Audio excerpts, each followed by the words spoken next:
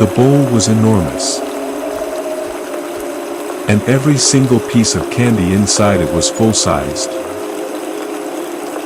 Not the tiny pieces they usually got while trick-or-treating. Full-sized bars. Jake stared at the bowl in disbelief. Trick or treat. Aiden said it brightly. Or treat. Jake finally managed to join in. He couldn't take his eyes off the candy. This was exactly what the legend had promised. Maybe, just maybe, the cemetery run was real. Aiden reached into the bowl first. Jake hesitated for only a moment before taking one too. They each chose a full-sized bar and mumbled their thanks. The man in the doorway didn't answer. He simply watched them. Then, he closed the door. Click. The porch light went out. Jake stared at the darkened house. The man still had an entire bowl of candy. So why had he turned off the light? Why was he already finished? Jake didn't know. He didn't like the feeling it gave him. Come on. Aiden was already moving. Next house. He practically bounced down the path, grinning from ear to ear. Jake looked back at the sign one more time. The strange words seemed even more unsettling now. No tricks. No lying. No sticks or stones. Our sweets are yours for sinew and bones. It was a bizarre thing to put on a Halloween sign. But Aiden didn't seem bothered. Maybe Jake was just letting his imagination get the better of him. After all, this entire place was impossible. A magical path. A strange version of their town. Houses that looked almost familiar. And now, free full-sized candy. Maybe he should stop being afraid and enjoy it. So Jake turned and ran after his friend. House after house. The same thing happened.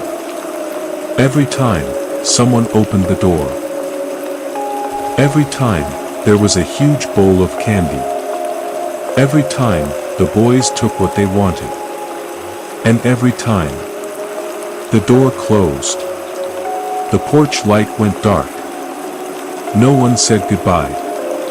No one asked their names. No one seemed surprised to see them. It became a rhythm. Knock. Candy. Thank you.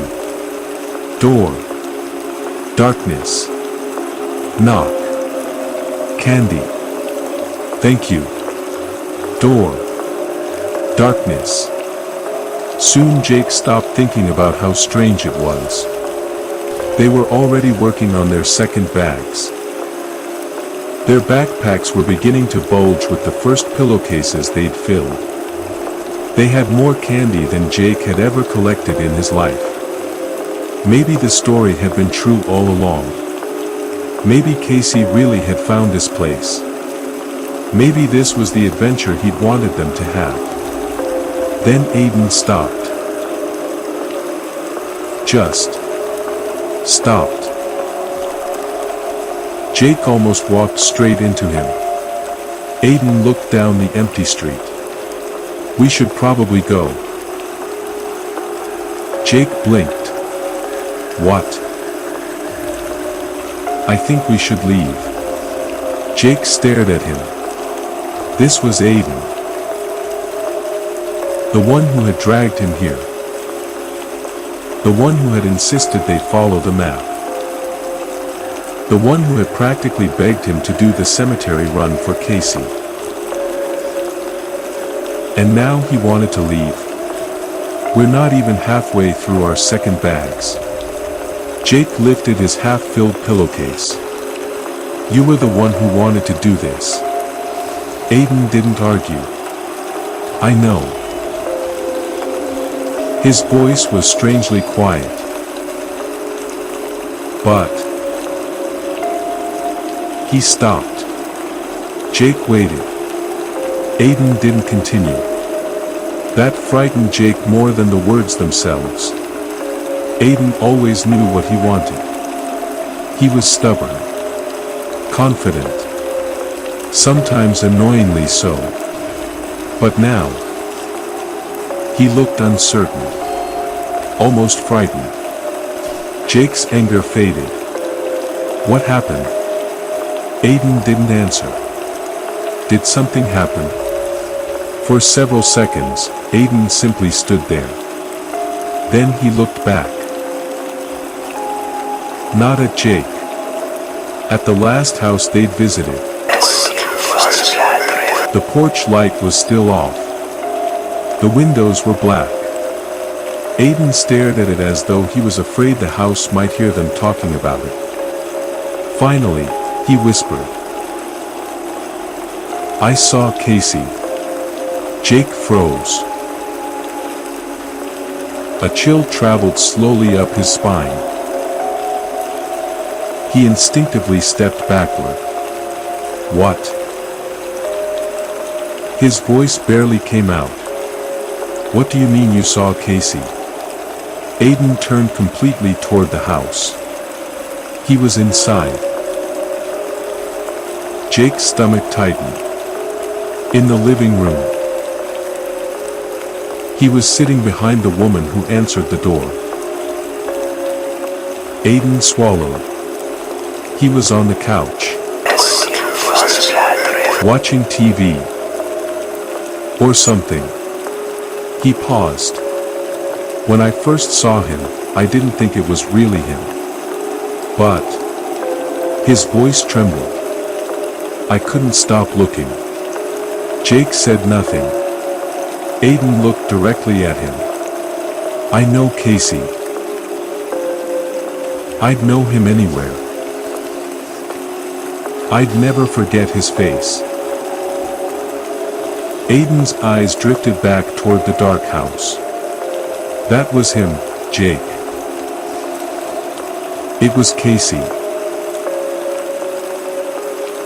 No. Jake shook his head. That's impossible. Aid. He got lost in the woods and... He stopped. Neither boy finished the sentence. They didn't have to. Everyone knew what had happened. The adults had told them Kacey died from exposure. They'd said the cold had gotten to him after he'd wandered into the woods. But children heard things adults thought they were too young to understand. They'd heard the whispers. They knew the truth. Kacey hadn't simply frozen to death. Something had attacked him. A cougar. There had been a massive search afterward. Then a hunt. Eventually, the animal believed responsible had been killed.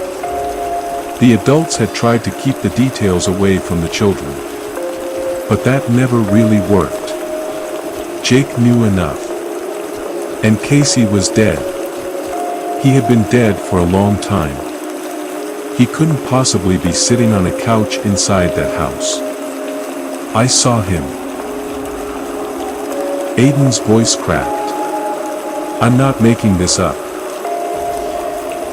I swear on my life, Jake. Jake wanted to believe him. He really did.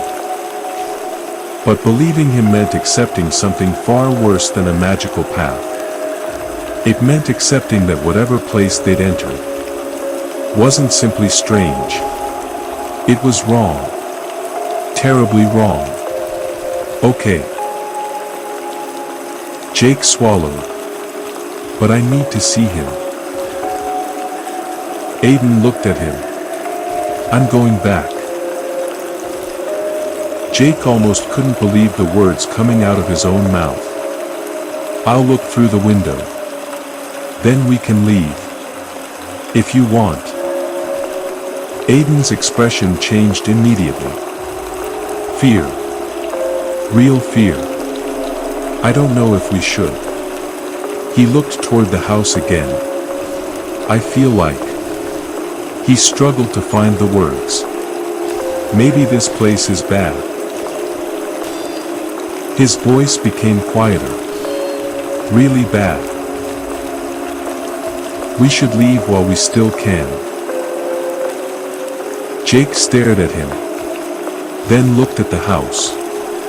The dark windows seemed to stare back. I have to know. He turned around. You wait here. I won't be long. Aiden opened his mouth. Jake. But Jake was already walking away. The porch light was still off. That made it easier. At least. That's what Jake told himself. He crossed the street quietly. The neighborhood remained completely silent. No voices. No footsteps. No laughter from children. Not even the sound of a television coming through an open window. Nothing. Yet Jake couldn't shake the feeling that someone was watching him. That feeling had followed him ever since they arrived. The entire street felt aware of him. As though the houses weren't empty at all. As though something behind those dark windows was quietly tracking his movements. Jake kept walking. One step. Then another. He crossed the small front yard. The grass was damp beneath his shoes. He reached the window. This was the one that looked directly into the living room. Jake crouched down. Slowly. He raised his head.